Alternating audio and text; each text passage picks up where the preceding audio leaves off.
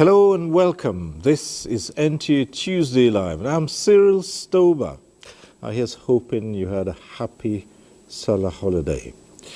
Now, the housing deficit in Nigeria has surged from 14 million units in 2010 to a staggering 28 million units in 2022, marking a remarkable 100% increase. Now, alarming data from the Central Bank of Nigeria indicates that only 10% of Nigerians aspiring to own homes can afford to do so.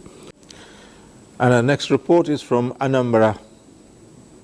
Research, according to the International Human Rights Commission, shows that over 28 million Nigerians lack access to decent and affordable housing. This position was re-echoed by the Federal Mortgage Bank of Nigeria, which claimed that the country has a 28 million housing gap, requiring 21 trillion naira to bridge the gap. Reasons for this, experts believe, ranges from exponential growth in population size, lack of an effective mortgage system, poor funding to poor housing policies, as well as high construction costs.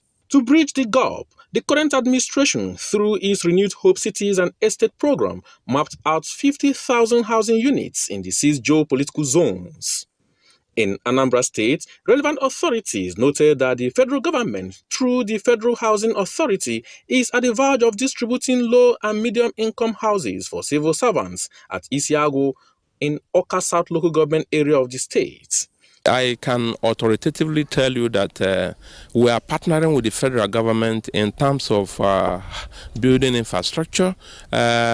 Recently, they wrote us to come and inspect what they had finished at the Isiago. That's also low-cost housing estate. And we were there, we are working with them to see how we will make that place better off and then have our people occupy those places. Once Mr. Governor signs off on that, right? We are going to do an exchange with them, the way they call it, with FHA, and then hand over. They will start their own construction there. That's the kind of partnership also I believe you are making allusion to. They added that the federal government is not alone in providing affordable and decent housing for the citizens, as the Anambra State Governor, Professor Charles Soludo, has keyed into the housing policy that is not only constructing new housing, but renovating existing ones, targeting all income brackets, with special emphasis on low-income earners under the sites and service arrangements. Immediately I came into office, I noticed a file with a lot of dust on it.